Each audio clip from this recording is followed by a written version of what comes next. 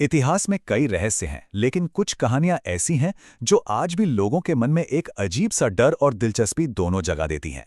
आज बात करेंगे ऐसी ही एक कहानी की, राजा तूतनखामुन के श्राप की, जहां एक 3000 साल पुरानी कब्र ने पूरी दुनिया में दहशत फैला दी थी। कहते हैं मकबरे के दरवाजे पर यही भयावह चेतावनी लिखी मिली थी, एक ऐसी लाइन जिसने आने वाले सालों की हर घटना को एक खौफनाक मोड़ दे दिया। पर क्या ये सच में वहां लिखी थी? चलिए पता करते हैं।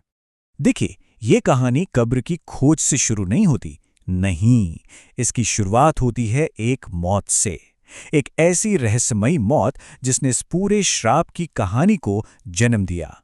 ये मौत थी लॉर्ड कार्नरवॉन की। जरा उस रात के बारे में सोचिए। 5 अप्रैल 1923 काहिरा में लॉर्ड कार्नरवॉन की मौत होती है, और ठीक उसी पल पूरे शहर की बिजली चली जाती है। और तो और हजारों मील दूर इंग्लैंड में उनकी प्यारी पालतू कुत्तियां भी उसी वक्त दम तोड़ देती है। ये सिर्फ संयोग तो नहीं हो सकता, है ना? बस यहीं से तूतनखामुन के श्राप की आग को हवा मिली। तो ये सब हुआ कैसे? चलिए थोड़ा समय में पीछे चलते हैं, उस पल में जब ये सब शुरू हुआ था, जब इस शानदार खोज ने अनजाने में ही एक खौफनाक कहानी को जन्म दे दिया। सब कुछ शुरू हुआ एक अकेली सीढ़ी से।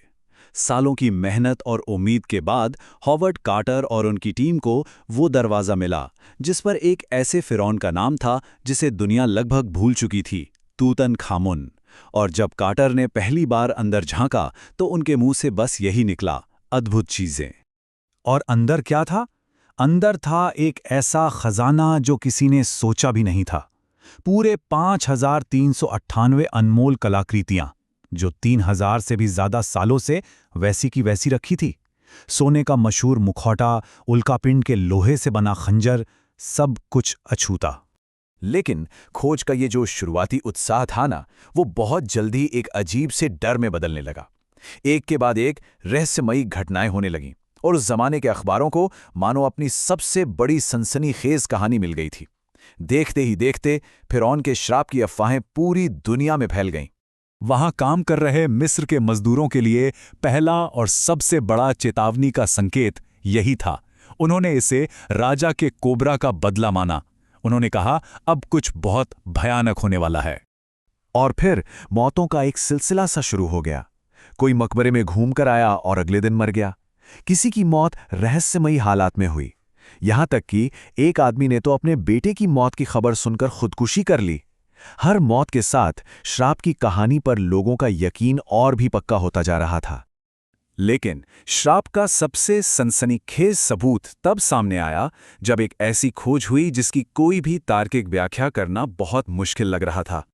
सोचिए जरा, एक तरफ लॉर्ड कार्नरवॉन, जिनकी मौत एक मच्छर के काटने से हुए इन्फेक्शन से हुई, जो उनके बाएं गाल पर था, और दूसरी तरफ 3000 साल पुरानी तूतनखामुन की ममी, जिसके बाएं गाल पर ठीक उसी जगह एक घाव का निशान मिला। बस इस खुलासे के बाद तो अखबार जैसे पागल हो गए। इसे श्राप के सच होने का सबसे बड़ा सबूत मान लिया गया।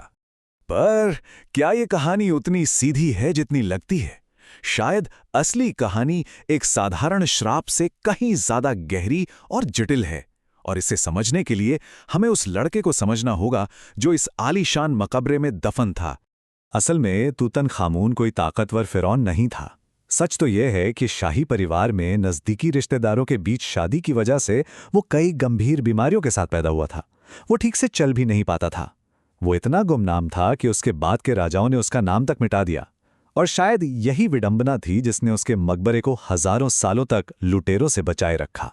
तो अब हमारे पास दो कहानियां हैं, एक जो मीडिया ने बनाई, सनसनीखेज और डरावनी, और दूसरी तूतनखामुन की असल दुखद कहानी। अब वक्त है कि हम तथ्यों और विज्ञान की मदद से इस शाप के मिथक की एक एक परत को हटाएं। चलिए उस बुनियाद से ही शुरू करते हैं जिस पर यह पूरी किंवदंती टिकी हुई है। क्या मकबरे के बाहर सच में कोई श्राप लिखा हुआ था? जवाब है नहीं, बिल्कुल नहीं। दुनिया का सबसे मशहूर श्राप असल में कभी लिखा ही नहीं गया था। यह तो बस एक पत्रकार की कल्पना थी जिसे एक ऐसी कहानी चाहिए थी जो दुनिया भर में बिक सके। हकीकत में मकबरे पर ऐसी कोई चेतावनी थी ही नहीं। तो फिर लोग बीमार क्यों पड़ रहे थे? खैर, वैज्ञानिकों ने एक और थ्योरी सामने रखी। मकबरे के अंदर हजारों सालों से एक खतरनाक फंगस पनप रहा था जो सांस के जरिए अंदर जाने पर जानलेवा साबित हो सकता था। खासकर उन लोगों के लिए जिनकी इम्यूनिटी कमजोर थी।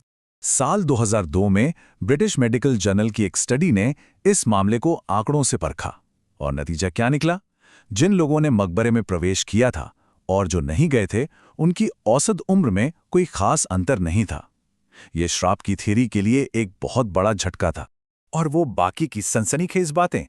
काहिरा में बिजली जाना उस दौर में आम बात थी। कुत्ते की मौत भी ठीक उसी वक्त नहीं हुई थी और लॉर्ड कार्नरवॉन, जो पहले से ही काफी बीमार थे, उनके लिए 1923 में एक मामूली सा इन्फेक्शन भी जानलेवा साबित हो सकता था, क्योंकि तब एंटीबायोटिक्स नहीं थे। तो अब आते हैं सबसे अहम सवाल पर, सबसे निर्णायक सबूत पर। अगर ये श्राप असली होता तो इसका पहला और सबसे बड़ा निशाना किसे होना चाहिए था? जाहिर से है उन लोगों को जिन्होंने सबसे पहले उस शांति को भंग किया था। श्राप के खिलाफ सबसे बड़ा सबूत यही है। हॉवर्ड कार्टर, जिसने मकबरा खोला, वो खोज के 16 साल बाद तक जिया। लेडी एवलिन, जो अंदर जाने वाले पहले लोगों में थीं, वो 57 साल और जिंदा रहीं। और जिस डॉक्टर ने मम्मी का सबसे पहले परीक्षण किया, वो 87 साल की उम्र तक जिया। अगर श्राप होता तो ये लोग पहले मरते। हॉवर्ड कार्टर से जब भी कोई इस श्राप के बारे में पूछता था तो उनका एक ही सीधा और दमदार जवाब होता था, मैं अभी भी जिंदा हूं। और ये जवाब कहानी के केंद्र में मौजूद उस इंसान का था जो इस पूरी सच्चाई को जानता था। प्राचीन मिस्र में एक गहरी मान्यता थी। वो मानते थे कि कोई इंसान असल में तब मरता है जब उसका नाम लेना बंद कर दिया जाता है। याद किया जाना ही उनके लिए अमरता थी। तो आखिर में सवाल ये उठता है, क्या हॉवर्ड कार्टर ने तूतनखामून की शांति भंग करके उसे श्राप दिया, या फिर उसे गुमनामी के अंधेरे से निकालकर हमेशा के लिए अमर कर दिया? एक ऐसी खोज जिसने एक भुला दिए गए कमजोर राजा को इतिहास का सबसे मशहूर फिरौन बना दिया।